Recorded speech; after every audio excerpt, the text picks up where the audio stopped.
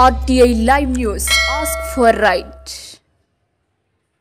ఉత్తరాంధ్ర ఆత్మగౌరవ యాత్ర 4వ రోజైన శనివారం అమలాపురంలో ప్రారంభమైంది. Uttarandhra Praja Party working president Metta Ramarao Amalapuram పట్టణం పాసర్లపూడి, మామిడికుదురు, రాజోలు, కొత్తపేట, రావులపాలెం, కడియం జంక్షన్లో రోడ్ షో నిర్వహించి ప్రజలతో మమేకమయ్యారు. ఈ సందర్భంగా ఆయన మాట్లాడుతూ ఉత్తరాంధ్ర రాష్ట్ర సాధన కోసం ఆవిర్భవించిందన్నారు. ఓటు ద్వారా రాష్ట్ర సాధన సాధ్యమవుతుందన్నారు. ఒకప్పుడు తూర్పు గోదావరి జిల్లా నుండి 23 మంది ఎమ్మెల్యేలు ఉండేవారని ఇప్పుడు 19 మందికి మాత్రమే మిగిలారన్నారు. అభివృద్ధి లేక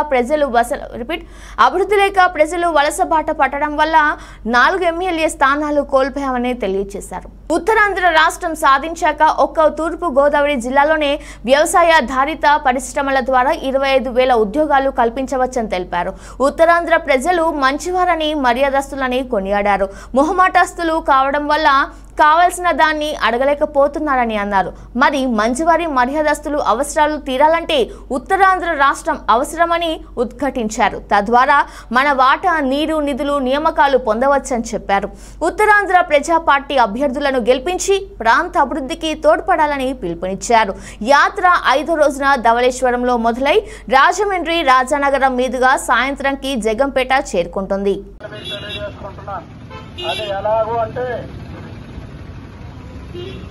4 జిల్లాల్లో ఒకప్పుడు 58 ఎమ్మెల్యే సీట్లు ఉండేవి. 58 ఎమ్మెల్యేలు ఈ ప్రాంతం పంపించేది. అప్పుడు కూడా కంబైన్ ఆంధ్రప్రదేశ్ లో 294 సీట్లు ఉండేవి. ఇప్పుడు కూడా విభజన తర్వాత కూడా అన్ని సీట్లు ఉన్నాయి. కానీ ఈ ప్రాంతం నుండి ఇప్పుడు 53 మంది ఎమ్మెల్యేలు వెళ్తున్నారు. అంటే మనకు 5 మంది ఎమ్మెల్యేలు కోల్పోయాం. అంటే రాజకీయ ప్రాతినిధ్యం ఉత్తరాంధ్ర ప్రాంతం నుండి పోయింది. మనకు తక్కువ మంది ఎమ్మెల్యేలు వెళ్తున్నారంటే మన తాలూకా బలం తగ్గిపోయింది. ముఖ్యంగా తూర్పు గోదావరి జిల్లా నుండి ఇంతకు ముందు 23 ఎమ్మెల్యేలు వెళ్లేవాళ్లు. కానీ అదే తూర్పు గోదావరి జిల్లా నుండి ఈవేళ 19 మంది మాత్రమే వెళ్తున్నారు. అంటే ఉత్తరాంధ్ర 4 జిల్లాల్లో సింహ భాగం అంటే 4 మంది ఎమ్మెల్యేలు తూర్పు గోదావరి నుండే పోయిందనమాట.